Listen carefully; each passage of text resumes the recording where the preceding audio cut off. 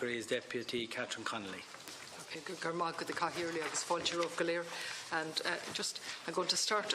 It's been dealt with really the ICT, and I'm not going to repeat it, but just two questions in relation to it. The Management Oversight Committee, that's not the name, whatever name you call the board that's over governance. When did that come into being? Roughly 2011-2012, Deputy, but its remit didn't extend. It didn't extend to that because it was concerned with more bigger projects? Yes, exactly, okay. And contracts, you know, where we went to tender for stuff. I understand. So since then, and this was all internal? It was internal with the support from an existing contract. I understand. Yeah. And so in relation to this, then, the highest spend was Insolvency Service of Ireland? The highest spend of the projects examined. Of the three, yeah 3,647,000. Yes. Yeah. Now, just... I understand that the two highest spends here, the insolvency and the charity regulator, they're in the process of getting a new IT system? Yes. And they're in the process of either they've gone to tender or going to tender? In the case of the ISI, the tender is in the final stages. In the case of the charities regulator, that's moved on from our department now. It's in the new department from January of this year. No, it was in July of last year. July last year, was it? Okay, so they've moved on. So all of this expenditure that's been accounted for here, and the Controller and Auditor General has drawn our attention with lack of governance and lack of management. You're saying that's all been sorted out? No. Yes, the new procedure. I heard it. I listened to it, and I accept what was said to a point. But they now need a new computer service after all of that. So it seems extraordinary to me, and I accept what you've set out, that Troika determined this, and it had to be done in a hurry, and the Troika that was brought in supposedly for openness and accountability led to a system being set up with no openness and accountability. Would you accept that? I wouldn't, in fairness to the Troika. I don't think they had any control over the governance processes in the Department of Justice. But their pressure was in relation to delivering an insolvency service. And, and the detail then. Well, I understood ours. The pressure was in relation to speed as well. Absolutely, okay. But delivering the speed the come service. From the Troika? I think, in fairness, it was probably a two-edged thing that the government and the state was keen to deliver on it because it was a Troika commitment. Well, it just seems really, after listening all day, and I listened carefully, sure, it just seems more than ironic that the Troika are coming. A government department follows generally what they're saying, and it leads to total lack of openness. I don't like the way I'm putting it, but so I don't think it's fair to them, to be honest, Deputy. I think the way we ran it was our own business rather than, they didn't tell us how to run an IT system. When I read this carefully, and I read your briefing and I read everything, it resulted from the Troika. That's what we understood, that this service had to be brought in, and speed was of the essence. And so when speed was of the essence, it's now cost 3 million, almost, well over 3.5 million. You've learnt an awful lot, you've set up new procedures. However, it has cost quite a considerable amount of money to do that. And we're still now going out to tender for a new computer system. Yeah, it's a new a new element of the computer system, a case management system. Can I just explain, the imperative, if you like, at the time, and the Deputy will doubtless recall, was the level of indebtedness in the country and a methodology for dealing with that in terms of the insolvency service. I understand you have a role to play and in answers, but from my perspective, and it's a privilege sitting here and hearing this every week and the different things, more and more I realise what was done in the guise of saving banks and saving the financial system led to huge problems that cost the taxpayer an awful lot, in addition to what was bailed out. And here's a perfect example. I don't pretend to be an expert on the insolvency service now, far from it, but my understanding is that service was set up in order to be of assistance to the individuals who were in debt. Oh, I know that, and that arose from circumstances where banks overstretched and gave out money. So we're not going into that, but it was something arising from the crisis. I think one of the things we've learned, Deputy, as I said to one of the other deputies earlier, is if you look at both the ISI and the charities regulator, they were both effectively start-ups from our point of view, and the requirements weren't as clear as they later became. I don't accept that really in relation to the Charities Act and the Charities Regulator, because the Act came into being in 2009. But it wasn't commenced until 2014. Yeah, and perhaps that's a reflection on the governments and not on the department. But, I mean, it came in 2009. There was plenty of warning, and that was in reaction to major problems. We needed a charities regulator. Yes. And yet we don't implement it till 2014, and when we do, we don't implement it very well.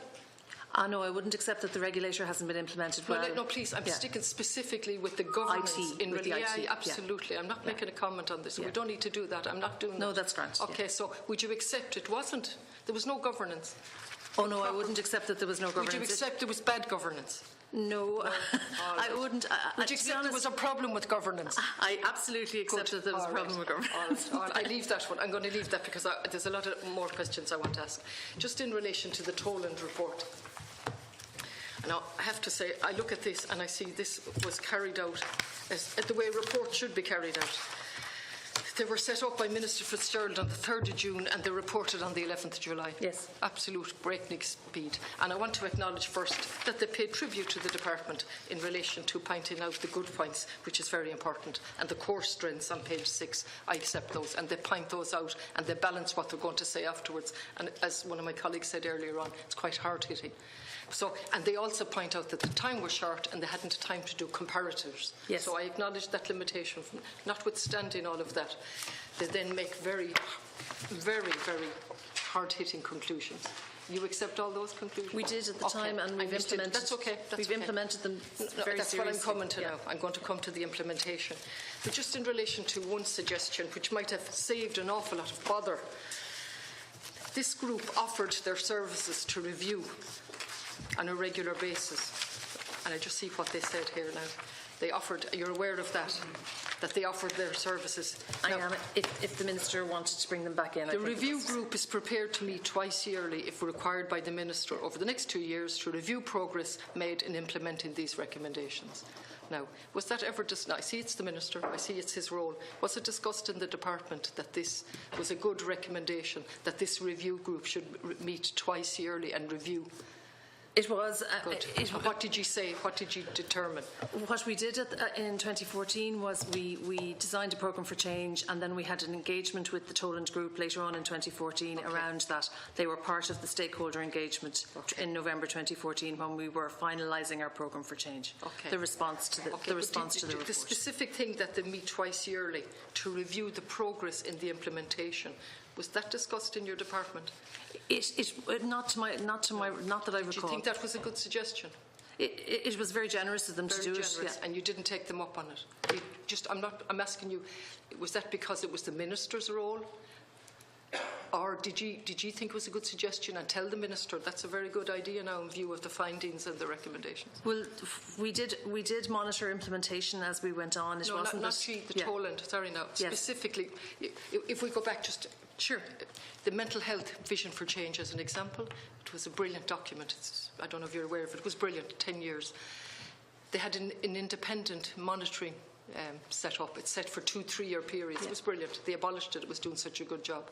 So here we have an independent group offering to monitor the recommendations. They take them so seriously. Did the department take them seriously?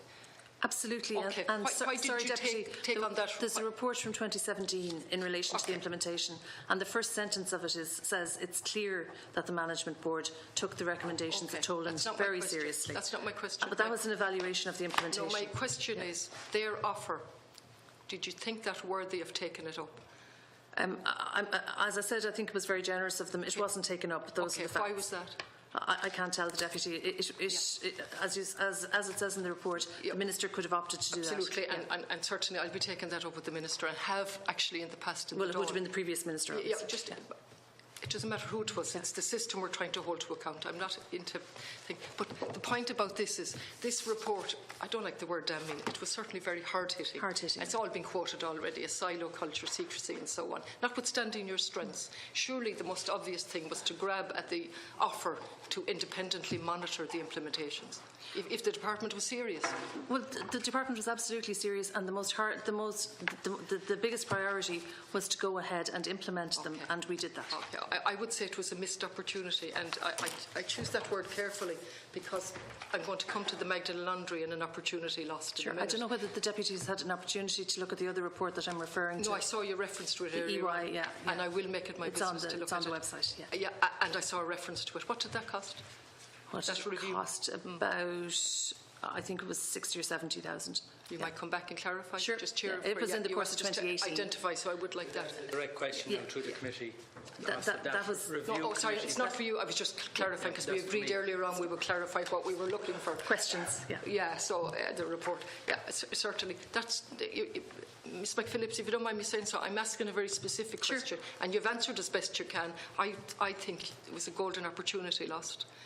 That should have been taken up, that offer from the Toland Commission, Toland report, to independently monitor the implementation. So, next thing is the actual recommendations. There were 18.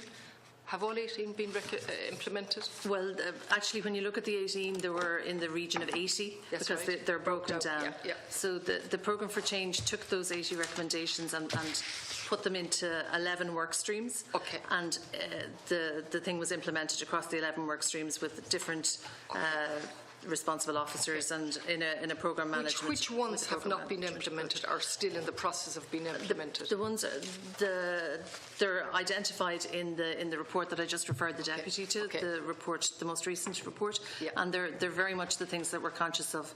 The structure was one, a clear recommendation in relation to structure, but division. Also the division. Yes, the internal division. But what the Toland Group accepted was that more work needed to be done on that because their evaluation, as you say, was very short and sharp, and they totally accepted that this is something you needed to so you're go into telling detail me, on. So that's one. Do you want me to? I do, but just if you're telling me that the report tells me what's been implemented, that report that you referred to. Has there been any change from that report? What date is that report? It was published in January of this year. January of this year. So is there any big improvement since then or any other progress? Well, the work that we're doing on structure is informed by another report that we published at the same time, which identifies the methodology in relation to structure. And as Mr. O'Sullivan said earlier, we're working through that. What was that report? Pardon? What was that second report you That's referred? the Mazars report that we referred to earlier. That what did that one cost? I can't remember. Yeah.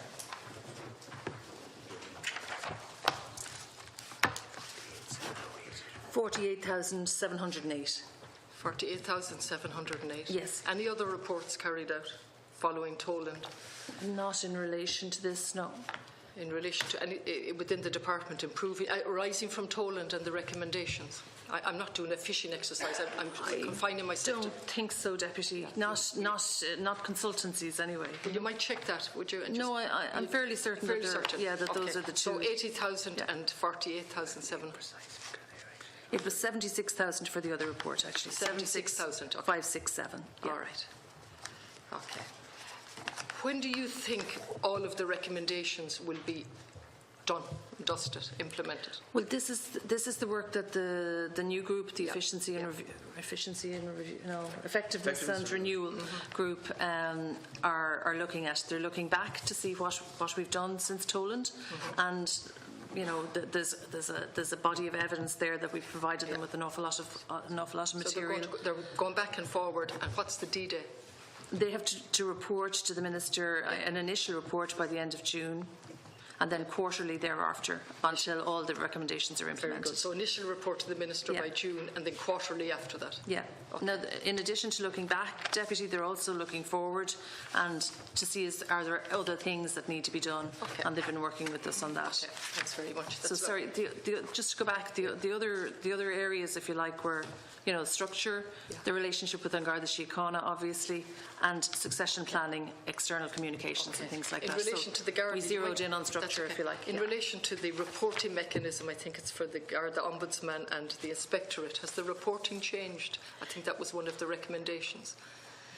That was in relation to structure. Yeah. So what they said in relation to structure was that needed further evaluation, and it's received that further evaluation. They didn't say that in this now. They said the reporting back was not appropriate or was not... No, what words they used, I'll find them before I finish. But so has the reporting mechanism changed? The reporting mechanism for GSOC is in the course of changing at the moment. We're moving it from reporting into the policing division to reporting into the governance. Just stay with me now a second. So on page 11 of this, the review group believes that there is a conflict with the Garda Síochána Ombudsman Commission and the Garda Inspectorate reporting into the Garda division of the department. Has that changed? since, and that was November 14 and we're now April 18. Has that changed? It's being changed Just at the moment being changed. in respect of GSOC. Okay. Why was only in respect of GSOC? Yes. And what about the Guard Inspectorate? All these areas are being examined, Deputy. You'd be familiar with the Commission on the Future of Policing in Ireland. Yes, I see. So all the architecture around An Garda Síochána in terms of oversight is being examined by the Commission, and they have to report by September of this year. We've also established, obviously, the Policing Authority since 2014, which is a major change in relation to that.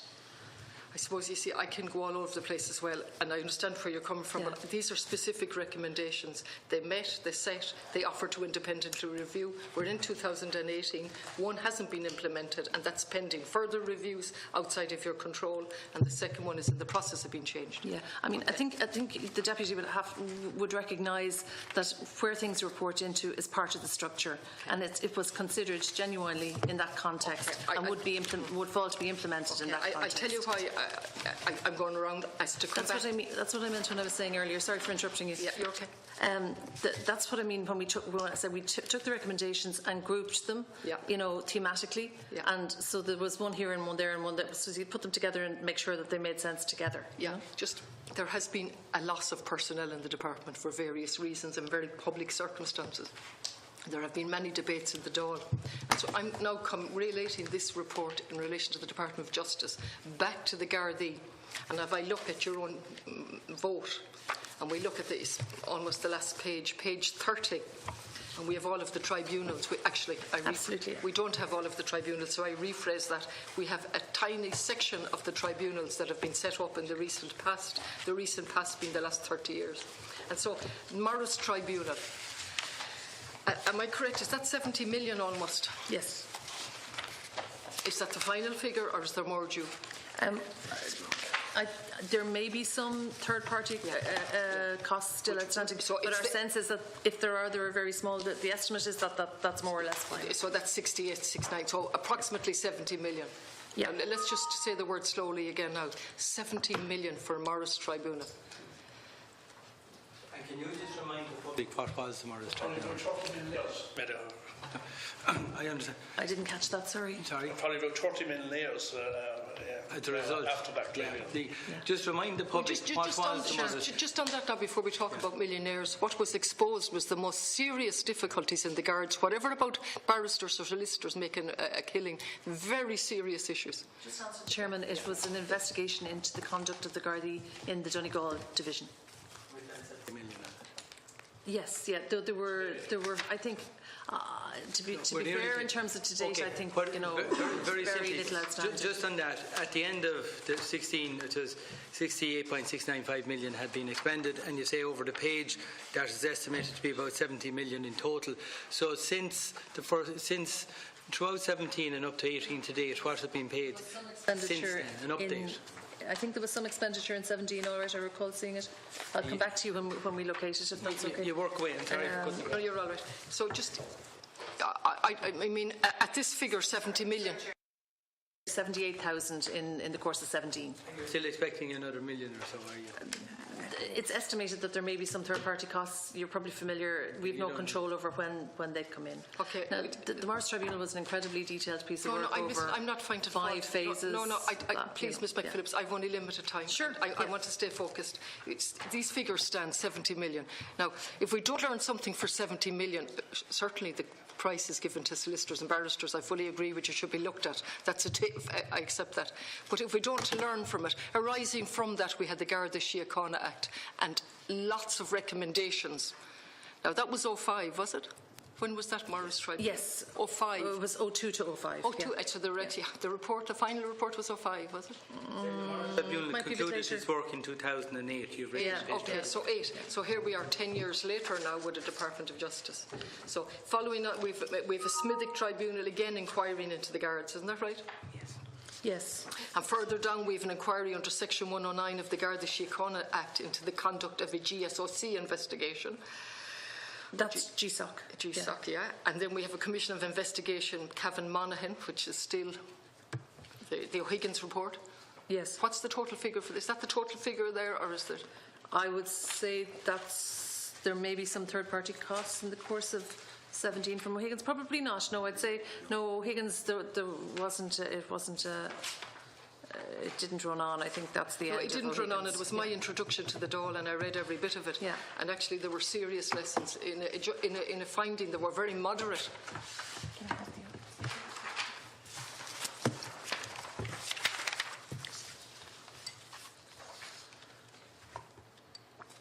Sorry, was there a question? Sorry. No, there wasn't a question. There was a statement in relation to learning from the O'Higgins, which was a very moderate findings. In fact, I would have preferred if he had made stronger findings, but he didn't. But the findings that were made. So all of these inquiries into Garda behaviour, supervised or over managed by the Department of Justice. Isn't that right? The guards come under the Department of Justice. Well, the deputy would be familiar with the framework. Of Labour, yeah. The commissioners, the accounting officers since 2006. No, I understand all of that, and it's not that. It's about a department learning, reading all these reports and learning about openness, accountability, about change, and about moving quickly. That would be the purpose of all of this. So now, that leads me into the opportunity lost for the Magdalen Laundry. So just on the factual side, you've said that 691 awards, 106 were refused, and there are 15 outstanding in relation to capacity, and I think there are 25 others. So are there others to come forward? The date is closed, has it? No, there wasn't a closing so it's open-ended. Yes. So other applicants can come forward. Yeah. So of those that came forward, 691 received awards, 106 were refused. Yes. Presumably, some of those who were refused are amongst the 27 complaints made to the Ombudsman, are they? Yes. Okay. Now, you've read the Ombudsman's report. Yes. And I've read it, and it doesn't make for very pleasant reading. Now, do you accept the findings of the Ombudsman's report in relation to what they say about the interpretations from the Department of Justice in relation to this scheme? The government has accepted the Ombudsman's report in full. I'm delighted that the government have finally seen sense and they're taking a hands-on approach, because that's the least we could do. But I'm asking the department now in relation to the Ombudsman's report, which was very hard-hitting. He talked about malpractice or maladministration, I beg your pardon, maladministration on more than one occasion throughout his report. Do you accept that? I accept that there was a difference of opinion between ourselves and the Ombudsman in relation to the interpretation of the scheme. I see that, and I see you've come back. And we've resolved that. Yeah. No, just stay with me now a second. You've resolved this. It wasn't resolved from an internal investigation. It wasn't resolved from the department saying, "Oh, good Lord, what are we doing here with this?" It was resolved for a number of reasons. Isn't that right? Nothing to do with the department. It was resolved because of the Ombudsman's report, because of the government taking a hands-on approach. Well, the Ombudsman reported, as the Deputy is aware, last November, yeah. Yeah, okay. Yeah. So were you carrying out an inquiry before the Ombudsman's report into how you were operating the scheme? No, I mean, the scheme was designed on the basis of reports from Judge Quirk. Who made recommendations, and they were implemented, and the scheme was approved by government. I don't accept that now, and I've read this, so you might tell me where I'm wrong. Justice Quirk was very generous in the way he said the scheme should be administered. And he talked about somebody that had attended an institution shouldn't be excluded from this. Yes. Okay, you accept that? Yes. Okay. And then the scheme was administered in such a way that anyone who was in an institution that was listed under the redress scheme could not benefit under this scheme. Isn't that the way the department interpreted? Yes, that's my understanding. Yeah, and it's my understanding, and I've read it. So if it wasn't even if you applied and received redress, it was simply if you attended, we'll take for example Lennaboy Industrial School in Galway, that was listed under the redress board. So if you attended that and you didn't make a claim under the redress board and you subsequently went to the Magdalen Laundry in Galway, you were excluded under this scheme. I'm afraid the Deputy has the advantage of me because I'm not familiar with the detail of it. You don't need to be familiar with Galway. It's the principle of the matter. So clearly Justice Quirk said, and I'm particularising it to make it easy, there's an industrial school called Lennaboy in Galway.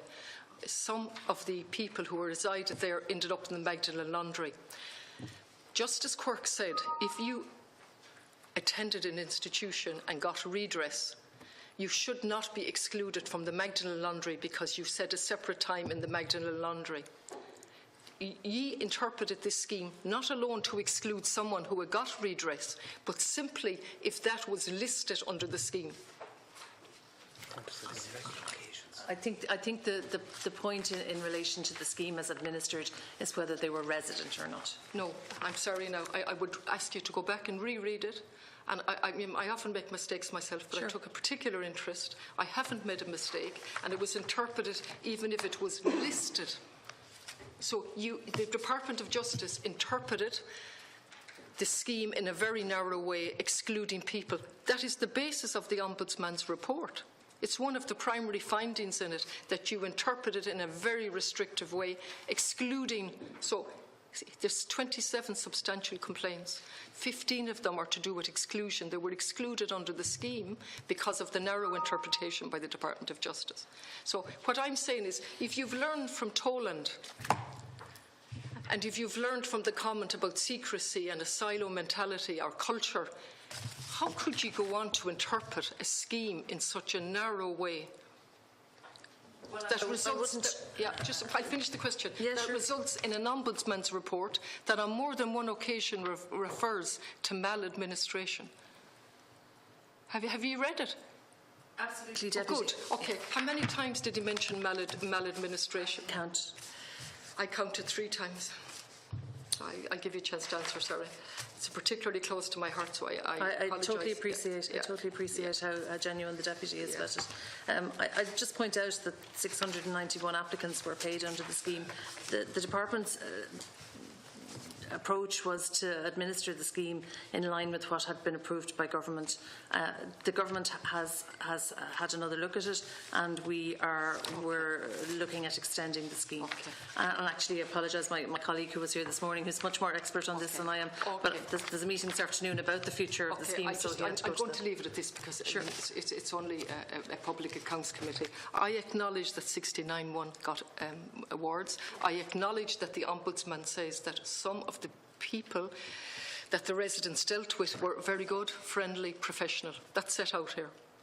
So I acknowledge there's a balancing exercise here. However, he talks about maladministration of a scheme on more than one occasion. And you're telling me that you interpret it. I don't accept that. And I don't think you're learning if that's what you're still saying. And I would suggest you read it and look. Well, I would suggest you reread it, and I don't mean to be sarcastic, but he is seriously setting out his problem with the way you handled the scheme. And that's as a result of only 27 complaints coming forward. How many people have died since the scheme that applied but didn't get awards? Would you be aware? No, sorry, Deputy, no. Would you not be aware of many people came forward and then subsequently weren't around to get an award? Oh, yeah, well, anyone who an award was made to, I think there's 25 cases. Yeah. Who deceased before, who died before the award was paid. That's paid to their estate, obviously. That's not. So 25 have much died. Benefit to them. But those are people who got awards. What I'm not aware of is, I thought the deputy's question related to people who didn't get awards and subsequently died. No, sorry, I should have made it clearer. Okay, and just a few more little practical questions in relation to our obligations under the relocation and resettlement programme. And you mentioned a figure of over 1,000 under the resettlement programme. 40, that's okay, I accept that, and that's some progress. Our commitment was to take in 4,000. Yes. Where are we in relation? And I understand that commitment was by the end of, was it this year or last year? I think it was last year actually, but we continue to work on it. Which one second, we get something clear here. The government committed to taking in 4,000 by the end of 2017. Was I think so. I'll just check the note. Yeah. Just check. I don't want to take you. Sure.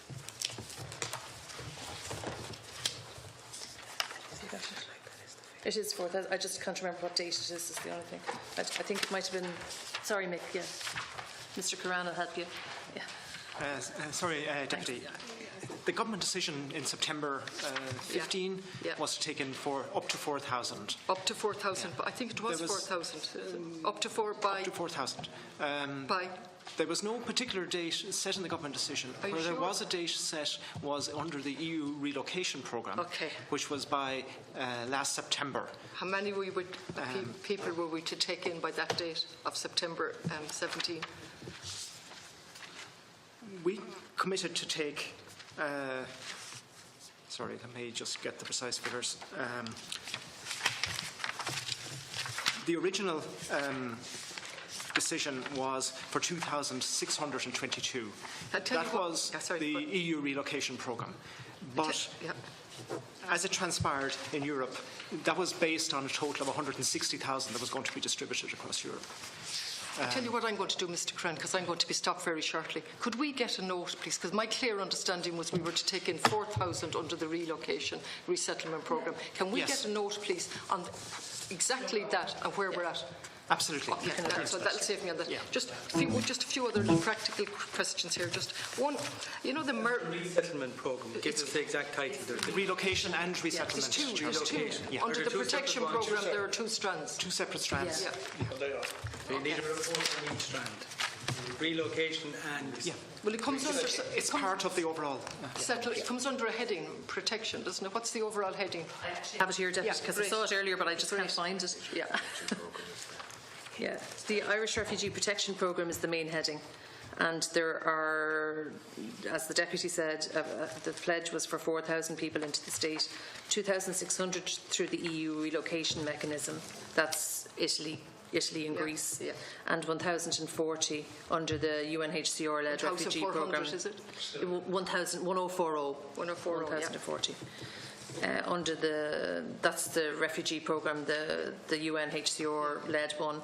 Which, yes, exactly, yeah. Mainly from Lebanon. That doesn't come to 4,000?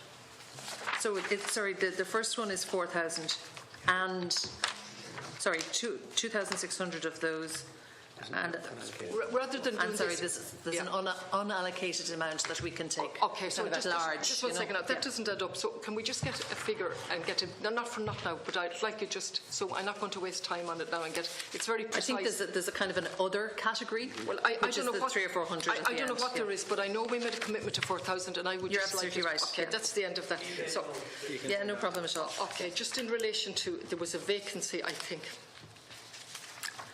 In the was it the office of the Garda? Was it the Garda Inspectorate or was it the Commission, the Ombudsman Commission? I had it marked and I've lost it.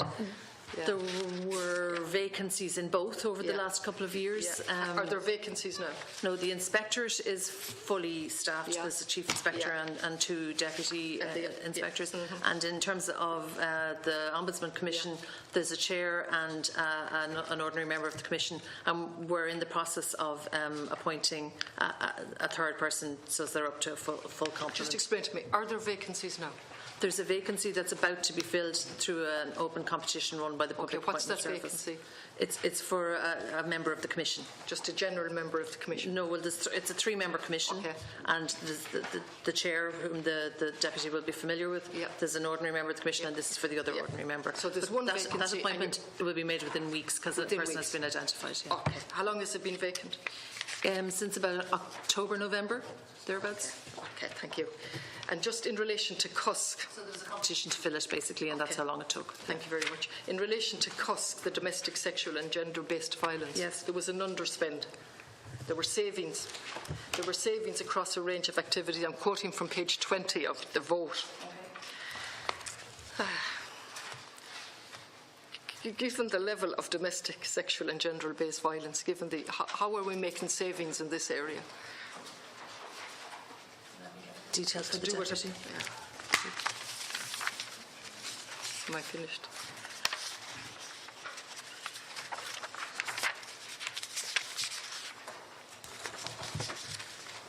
All right. So the saving is attributed to a saving on staff costs. It was basically that the staff weren't recruited at the rate that was hoped. Why not? It's a crisis point to domestic and sexual violence. Absolutely, but it just takes time to get staff in place. No, just explain to me now. Honestly, this is another, I won't say pet project, because it's a wrong word, but it's something I followed up since I was elected. So how can there be vacancies? Well, there's vacancies all across the department at any stage, Deputy. Absolutely. Priority has to be given in relation to this area. And it is. Okay. How many vacancies? I reckon about 2. Well, I don't want you to reckon, thank you. And you might come back to me now about what vacancies are in CUSC, why they're there. I don't think they're there now, Deputy. This was the 2016. Okay. Yeah. Well, will you come back and clarify that? Yes, sure. Just clarify it. Am I finished? Yeah. I'm finished. So that's a note on CUSC on the vacancies at the time and the update position. Deputy Aylward. Oh, sorry. So, no, you've been very generous. The other one was the Asylum, Migration and Integration Fund. And again, there were savings in something. The savings rose to the fund not becoming fully operational. That was just a procedural thing, was it? No, it was because of the issue that the Deputy identified earlier, that the numbers didn't come as quickly as we had hoped originally from Greece. Okay, thank you. Thanks very much. Thank you, Chairman.